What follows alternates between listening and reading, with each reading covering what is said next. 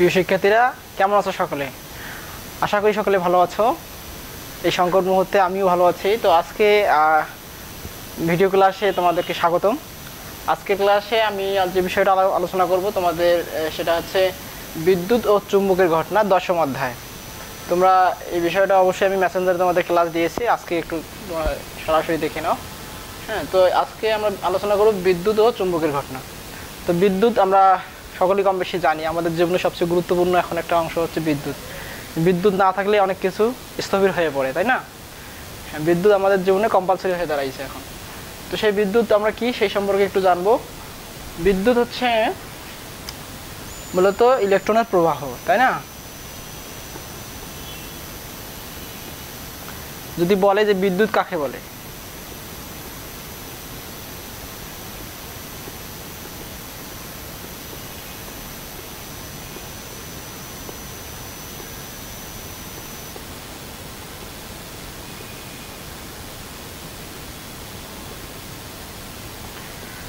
ইলেকট্রনের প্রবাহকে বিদ্যুৎ বলে। সহজ কথা, এক কথায় বলে দিব, বিদ্যুৎ কাকে বলে? ইলেকট্রনের প্রবাহকে বিদ্যুৎ বলে। তাহলে এখন আমাদের আস্তে আস্তে ক্লাসের ভিতরে আমরা চলে যাচ্ছি। তবে এখন আমরা এটা জানলাম, ঠিক আছে। এখন তোমাদের প্রশ্ন হতে গেলে, স্যার ইলেকট্রন কি, তাই না? ইলেকট্রন আবার কি? তাহলে ইলেকট্রন এখান থেকে আলোচনা শুরু করি। হ্যাঁ, ইলেকট্রন কি, তাহলে বিদ্যুৎ কাকে বলে আমরা জানলাম। তাহলে এখানে ইলেকট্রনের প্রবাহকে বিদ্যুৎ বলে। এখন আমাদের নতুন প্রশ্ন জাগলো, সেটা হচ্ছে ইলেকট্রন কি। তো আমরা জানি, তোমরা ক্লাস 6-এ হয়তো পড়ে থাকবে যে আমি তোমাদেরকে অ্যাটম পড়াইছিলাম।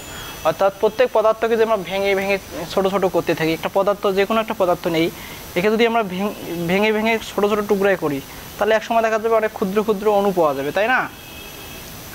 অণু, ওই অণুকে যদি আমরা আবার ভেঙে ছোট ছোট করি, তাহলে কি হবে? পরমাণু পাওয়া যাবে। এই পরমাণু হচ্ছে সাধারণত পদার্থের ক্ষুদ্রতম কণা, ঠিক আছে? তো এই পরমাণুকে একসময় ভাঙা যায় তো না, এটা মতবাদ ছিল, কিন্তু পরবর্তীতে বিজ্ঞানীরা দেখেছে যে পরমাণুকেও ভাঙা যায়। এই পরমাণুকে আমরা ভেঙে কি পাই? পরমাণুকে ভাঙলে তিনটা জিনিস পাওয়া যায়, সেটা দেখো। তিন ধরনের কণিকা পাওয়া যায়, স্থায়ী কণিকা, অস্থায়ী কণিকা, আর হচ্ছে কম্পোজিট কণিকা। তো তোমাদের ওই বিষয়গুলো এখন আলোচনার বিষয় নয়। এখন যেটা হচ্ছে, আমরা স্থায়ী কণিকা নিয়ে আলোচনা করবো। স্থায়ী কণিকা হচ্ছে তিনটা। একটা হচ্ছে প্রোটন, তোমার নাম শুনে থাকবে, এটা হচ্ছে প্রোটন, এটা হচ্ছে ইলেকট্রন, আর একটা হচ্ছে নিউট্রন। আশা করি তোমরা এগুলো জানো, নিউট্রন। তো এই তিনটা হচ্ছে মৌলিক কণিকা বলা হয়। কি কণিকা বলে এদেরকে? মৌলিক কণিকা।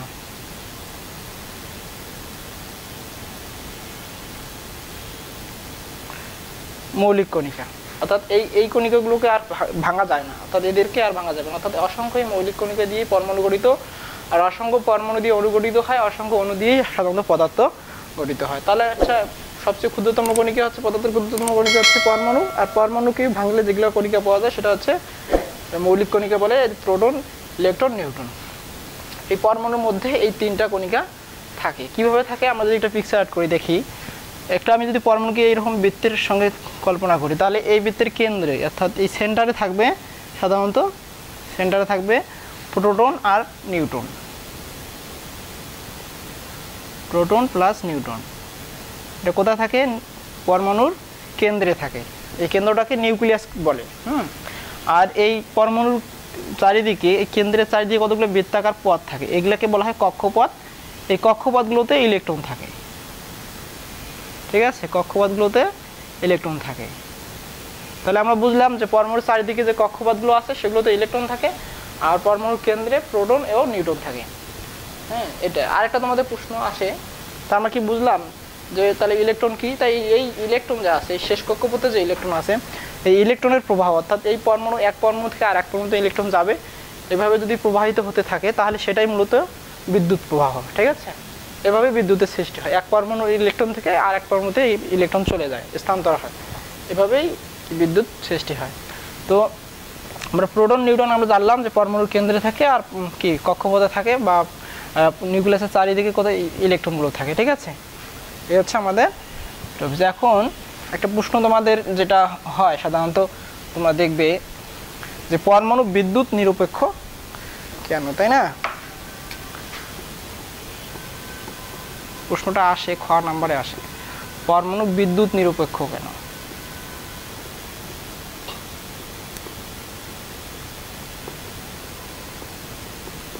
এই প্রশ্নটা আসে, পরমাণু বিদ্যুৎ নিরপেক্ষ কেন? তো অনেকে এই প্রশ্নটা এখনই জেনে গেছো কিনা জানি না, তা আমি তোমাদের আলোচনা করছি মেসেঞ্জার ক্লাসে। দেখো, পরমাণু বিদ্যুৎ নিরপেক্ষ কেন? তো আমরা একটু আগে দেখলাম যে পরমাণুর কক্ষপথ থাকে ইলেকট্রন আর নিউক্লিয়াসে থাকে কি প্রোটন। তা আমরা ধরে নিলাম এখানে প্রোটন থাকে আর নিউট্রন তো থাকেই, প্রোটন নিউট্রন থাকে, আর এখানে কি থাকে ইলেকট্রন। তো এই পরমাণু নিরপেক্ষ থাকার কারণ হচ্ছে যে এখানে যতটা প্রোটন থাকবে, নিউক্লিয়াসে যতটা প্রোটন থাকবে ঠিক ততটাই ইলেকট্রন এই কক্ষপথে থাকবে। ঠিক আছে, তার মানে এখানে আমাদের চারটা, যদি আমরা চিন্তা করি এখানে চারটা প্রোটন আছে তাহলে চারটা ইলেকট্রন আছে। তো তোমরা অবশ্যই জানো যে ইলেকট্রনের চার্জ হচ্ছে কি, ইলেকট্রনের ধর্ম বলতে পারি, ইলেকট্রনের চার্জ আমরা বলি, হ্যাঁ চার্জ হচ্ছে ঋণাত্মক -1 আপেক্ষিকভাবে ধরা হয়, আর প্রোটনের চার্জ হচ্ছে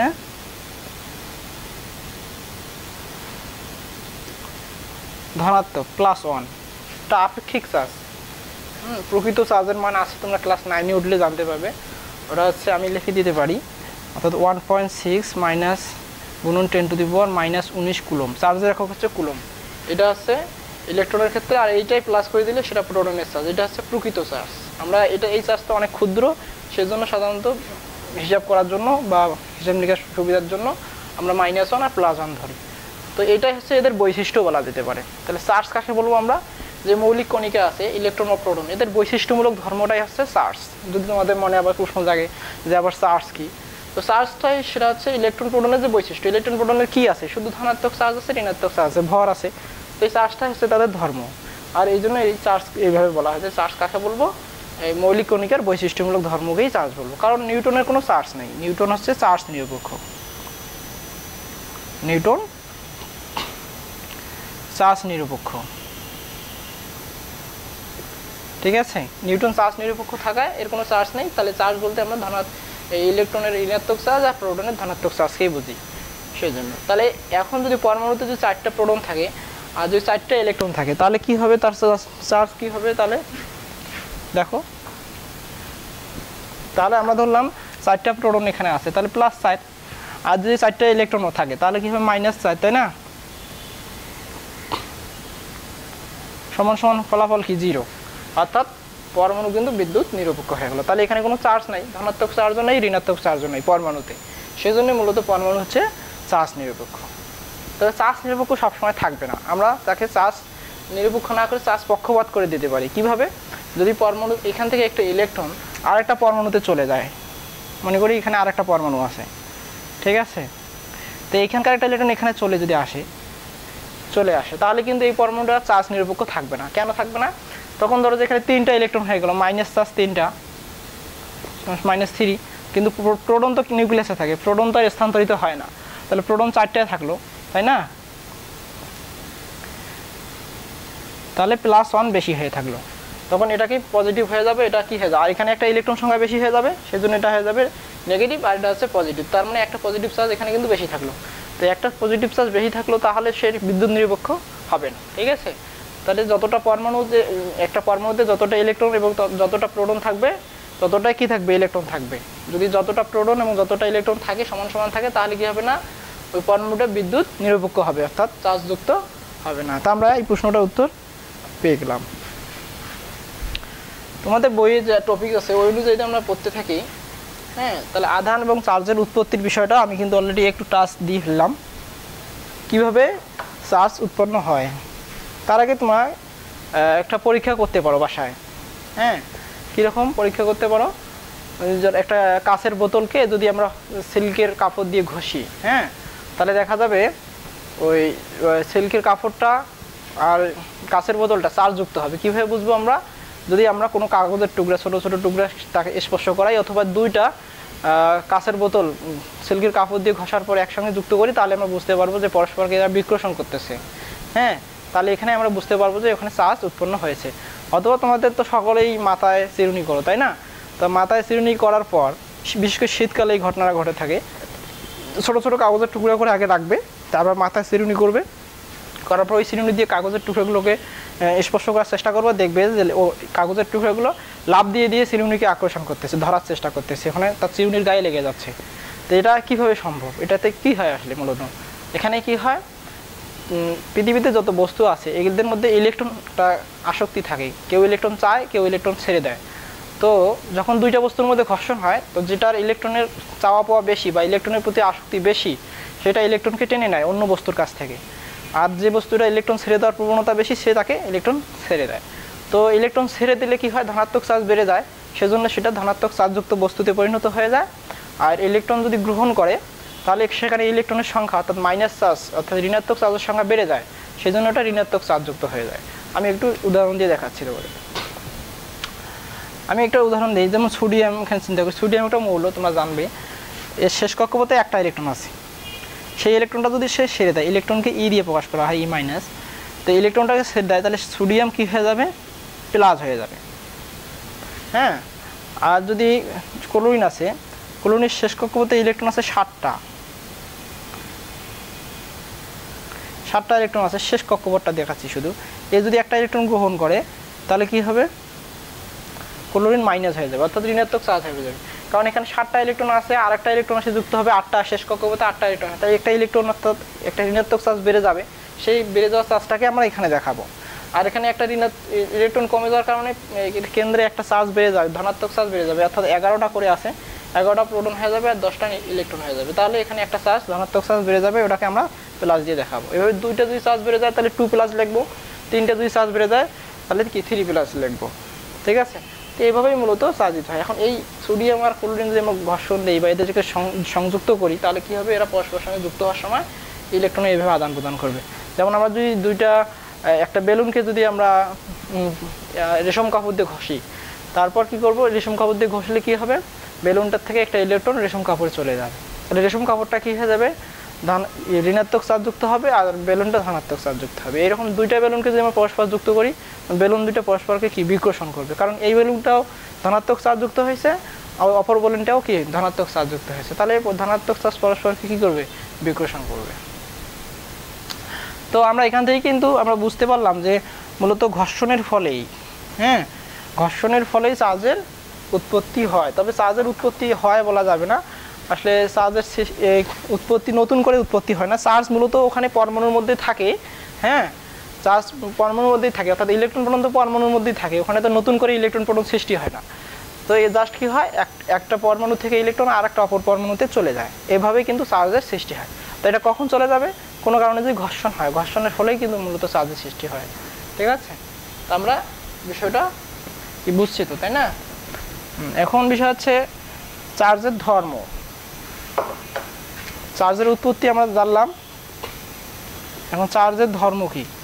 প্রত্যেক বস্তুরই কিন্তু ধর্ম থাকে, তাই কি না, আমাদেরও ধর্ম আছে, পশু প্রাণীর ধর্ম আছে, আগুনের ধর্ম আছে, পানির ধর্ম আছে, আছে কি না, আছে। তাহলে সেরকম চার্জেরও ধর্ম আছে। চার্জের কি ধর্ম আছে, একটু আগে বলছি যে দুইটা একই চার্জযুক্ত বেলুন কি হবে, পরস্পরকে বিকর্ষণ করবে, আর বিপরীত চার্জযুক্ত বস্তুকে কি করবে, আকর্ষণ করবে। অর্থাৎ এখানে আমি এক কথায় লিখতে পারি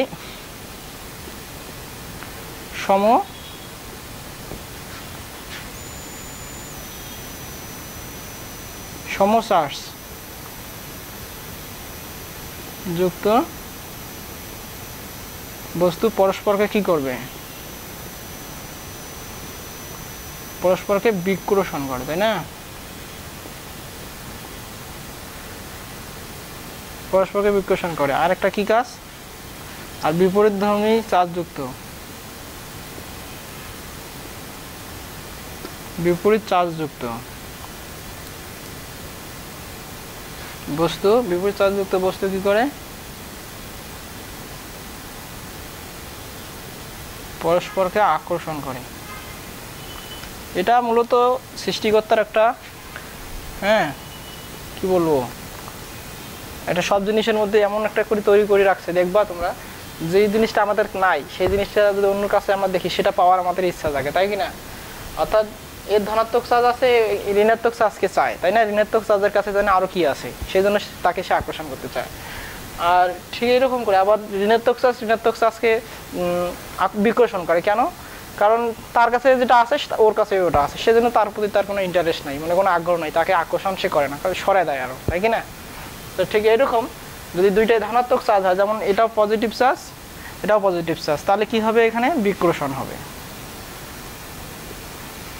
অথবা মাইনাস মাইনাস যদি হয় তাও বিক্রোশন হবে, ঠিক আছে। কিন্তু যদি মাইনাস এবং প্লাস হয় তাহলে হবে আকর্ষণ, ঠিক আছে, অথবা মাইনাস প্লাস হয় তাও আকর্ষণ হবে। কি বোঝা গেছে? তাহলে এইভাবে চার্জের ধর্ম মূলত এই দুইটাই। কি বোঝা গেছে বিষয়টা? হ্যাঁ, তাহলে চার্জের ধর্ম আমরা জানলাম। চার্জের ধর্মের জন্য তোমাদের পাঠ্য বইয়ে কিন্তু পরীক্ষা দেওয়া আছে, তোমরা বুঝতে পারবে চার্জের অস্তিত্ব, ঠিক আছে।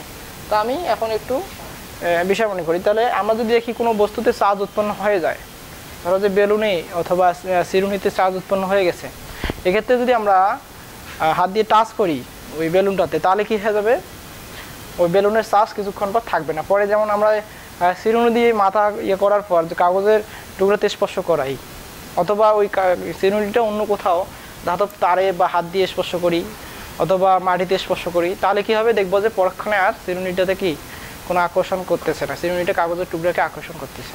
তাহলে একটু আগে যে চার্জটা সেখানে ছিল সেটা কোথায় গেল, তাই না? হ্যাঁ, এটা হচ্ছে বিষয়।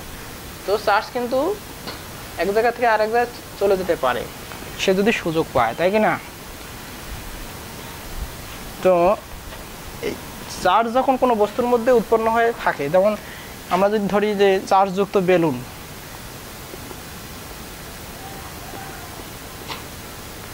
চার্জযুক্ত বেলুন যদি আমরা চিন্তা করি, ধরা যাচ্ছে একটা বেলুন আছে, যাকে এটা বেলুন আমি, ঠিক আছে, বেঁধে রাখছি আর কি।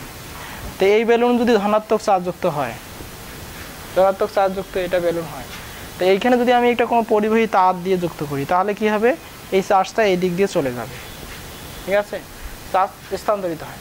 আর যদি এখানে এই অবস্থায় রেখে দিই যে চার্জ এখানে আছে, আমি কোনো পরিবাহীতে যুক্ত করব না, তাহলে এখানে চার্জ উৎপন্ন হয়ে কিন্তু থাকবে, স্থির হয়ে থাকবে। তো যদি এইভাবে চার্জ উৎপন্ন হয় বটে কিন্তু চার্জ চলাচল না করে, তাহলে স্থির অবস্থা থাকে, তাহলে একে বলা হয় স্থির বিদ্যুৎ। তোমার নাম শুনে থাকবে, কি বিদ্যুৎ? স্থির বিদ্যুৎ, ঠিক আছে, স্থির বিদ্যুৎ। আর যদি আমরা কোনো পরিবাহী দিয়ে এই চার্জিত বস্তুটি সংযুক্ত করি, তাহলে ওই পরিবাহী দিয়ে, অর্থাৎ ওই পরিবাহী দিয়ে ওই চার্জ কিন্তু প্রবাহিত হবে। প্রবাহিত হওয়াটাই মূলত চলবিদ্যুৎ, ঠিক আছে, প্রবাহিত হওয়াটা হচ্ছে চলবিদ্যুৎ। এই দুইটা কথা আছে তোমাদের ক্লাস 9-এর বইয়ে আছে, তোমরা যখন ক্লাস 9 উঠবে দেখে, স্থির বিদ্যুৎ আর হচ্ছে চলবিদ্যুৎ। অর্থাৎ চার্জ উৎপন্ন হয়ে আছে, সে প্রবাহিত হচ্ছে না, এক জায়গায় স্থির হয়ে আছে, তাহলে সেটা হচ্ছে স্থির বিদ্যুৎ। স্থির আছে চার্জ, তাই স্থির বিদ্যুৎ। আর যদি এই পরিবাহী দিয়ে যে ওই চার্জ প্রবাহিত হয়ে যায়, তাহলে সেটা হবে চলবিদ্যুৎ। ওকে, ক্লিয়ার? তো আমরা যে ফ্যান, লাইট এগুলো যে চালাচ্ছি, এগুলো মূলত চলবিদ্যুৎ। এখানে চার্জের উৎস আছে এক জায়গায়, সেখান থেকে চার্জ আসতেছে, ঠিক আছে, আর এই বিদ্যুৎ ইলেকট্রনের প্রবাহ চলছে, এর ফলে কিন্তু আমরা এই ফ্যান, লাইট এগুলো চালাচ্ছি, ঠিক আছে, বিভিন্ন কলকারখানা চলছে। বিদ্যুৎ ছাড়া কিন্তু আমাদের জীবন অচল, তাই কি না? তাহলে চার্জ প্রবাহিত হয়, চার্জ কিন্তু সব জায়গা দিয়ে প্রবাহিত হবে না, কারণ আমরা কি সব জায়গা দিয়ে যাইতে পারি? পানির উপর দিয়ে তো হাঁটতে পারবো না, তাই কি না? ঠিক আছে, তাই যাই হোক, আমরা যদি সব জায়গা দিয়ে যাইতে পারবো না, সেরকম চার্জও কিন্তু সব জায়গা দিয়ে, বা ইলেকট্রন প্রবাহ কিন্তু সব জায়গা দিয়ে হয় না। সাধারণত যে সকল পদার্থের মধ্য দিয়ে চার্জ প্রবাহিত হতে পারে তাদেরকেই বলা হয় পরিবাহী। কি বললাম? যে সকল পদার্থের মাধ্যমে ইলেকট্রন প্রবাহ হয়, অর্থাৎ যে সকল পদার্থ দিয়ে বিদ্যুৎ প্রবাহ চলে, সেগুলো মূলত পরিবাহী। অধিকাংশ ধাতুই কিন্তু বিদ্যুৎ পরিবাহী। তারপর অ্যাসিড মিশ্রিত পানি বিদ্যুৎ পরিবাহী। আমাদের যে মানব দেহ আছে এটাও বিদ্যুৎ পরিবাহী। আমি তোমাদের পরিবাহী কয়েকটা উদাহরণ দেই, মাথায় রাখবে। হ্যাঁ,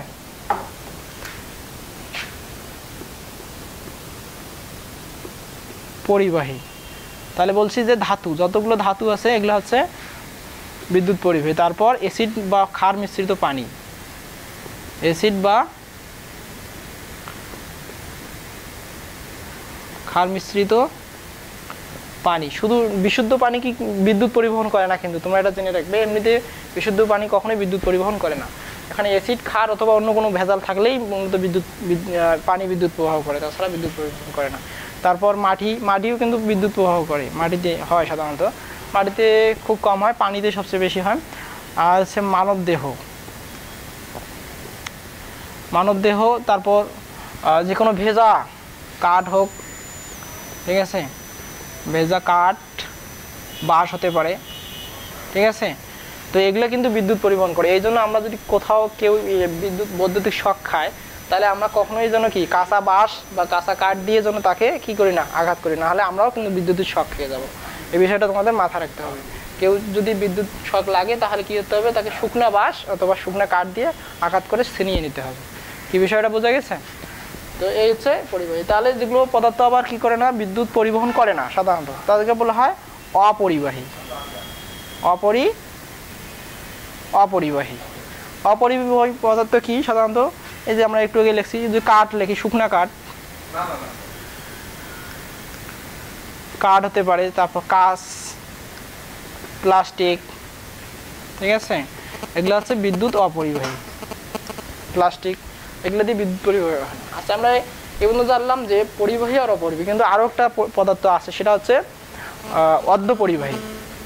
অর্ধপরিবাহী, তাহলে এখানে কি বুঝছি, পরিবাহী এবং অপরিবাহীর মাঝখানে একটা পদার্থ, যেটা উচ্চ তাপমাত্রায় কি হয়, বিদ্যুৎ প্রবাহ করে, ঠিক আছে, যেটার মধ্যে দিয়ে যদি আমরা উচ্চ তাপ দেই, ওই বস্তুটাকে উত্তপ্ত করি, তাহলে তখন সেটা কি হয়, পরিবাহীর মতো আচরণ করে।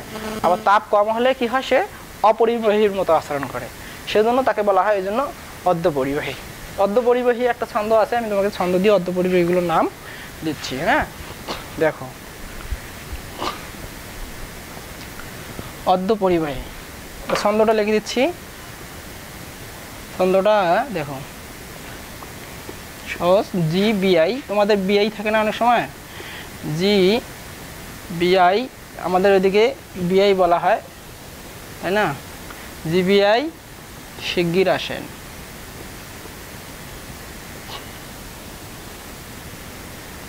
শিগগির আসেন, সাবধানে টুলে বসেন। সাবধানে টুলে বসেন, টুল তো দেখছো বসার জন্য। জিবিআই শিগগির আসেন, সাবধানে টুলে বসেন। জিতে জার্মেনিয়াম হয়, গ্যালিয়ামও হয়, ঠিক আছে। বিআইতে হচ্ছে বিসমাথ, শিগগিরে আছে সিলিকন, ঠিক আছে। আসেনতে হচ্ছে আর্সেনিক, সাবধানে বলছে অ্যান্টিমনি, এসবিতে হচ্ছে অ্যান্টিমনি, টুলে হচ্ছে টেলুরিয়াম, টিইতে টেলুরিয়াম, বসেন বিতে বোরন। তো এই কয়েকটা হচ্ছে মৌলিক পদার্থ, এগুলো হচ্ছে তোমরা দেখো, জার্মেনিয়াম অথবা জিএতে গ্যালিয়াম, ঠিক আছে, বিসমাথ, সিলিকন, আর্সেনিক, হ্যাঁ, আমি কি বাংলা নামগুলো লিখে দেবো, ঠিক আছে, অ্যান্টিমনি, টেলুরিয়াম, আর হচ্ছে বোরন। আচ্ছা হোক, বোরন, টেলুরিয়াম, অ্যান্টিমনি, এগুলো হচ্ছে অর্ধপরিবাহী, ঠিক আছে।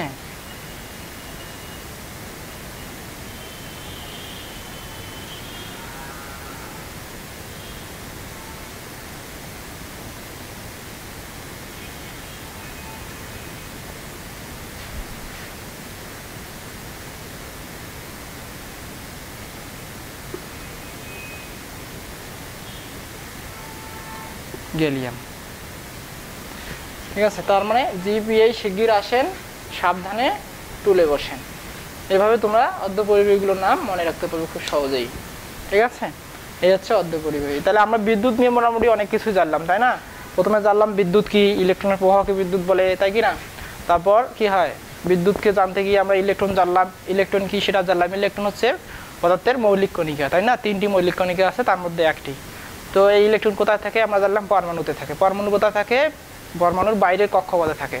আবার প্রোটন এবং নিউট্রন কোথায় থাকে, নিউক্লিয়াসে থাকে, তাই না। এভাবে আমরা জানলাম। তার মানে এই কক্ষপথ থেকে ইলেকট্রন এক কক্ষপথ থেকে আর এক কক্ষপথে হতো, একটা ইলেকট্রন পরমাণু থেকে আর একটা পরমাণুতে চলে যেতে পারে। সেই জন্য এইভাবে কিন্তু বিদ্যুতের প্রবাহের সৃষ্টি হয়, চার্জ সৃষ্টি হয়, তাই না। চার্জের ধর্ম জানলাম, দুই ধরনের চার্জ আছে, ধনাত্মক চার্জ, ঋণাত্মক চার্জ, ঠিক আছে। কখন চার্জিত হয়, বিদ্যুৎ কেন নিরপেক্ষ, এই বিষয়গুলো কিন্তু আমরা জানলাম। পাশাপাশি এটাও জানলাম যে বিদ্যুৎ প্রবাহিত হয়, প্রবাহের জন্য কি রাস্তা আছে, সেই রাস্তার নাম কি বলা হয়, আমরা বলছি বর্তনী, তাই না। যে পথ দিয়ে বিদ্যুৎ প্রবাহ হয় সেটাই মূলত বর্তনী। বিদ্যুৎ সবসময় কিন্তু ধনাত্মক প্রান্ত থেকে, অর্থাৎ যে বৈদ্যুতিক উৎস আছে সেই উৎসের ধনাত্মক প্রান্ত থেকে কি হয়, ঋণাত্মক প্রান্তের দিকে যাবে। সাধারণত কোন দিকে বিদ্যুৎ প্রবাহ, এই প্রশ্নটা আমাদের থাকে। অর্থাৎ ধনাত্মক চার্জ থেকে ঋণাত্মক চার্জের দিকে বিদ্যুৎ, যদি ব্যাটারির আমরা ধনাত্মক প্রান্তে এবং ঋণাত্মক প্রান্তে তার যুক্ত করি, তাহলে কী হবে, ধনাত্মক প্রান্তের দিক দিয়ে বিদ্যুৎ প্রবাহিত হবে। ঠিক আছে, এই বিষয়গুলো আমরা জানলাম। তোমাদেরকে অনেক ধন্যবাদ। অনেকক্ষণ ক্লাস হয়ে গেল আমাদের, আধা ঘন্টা প্রায়।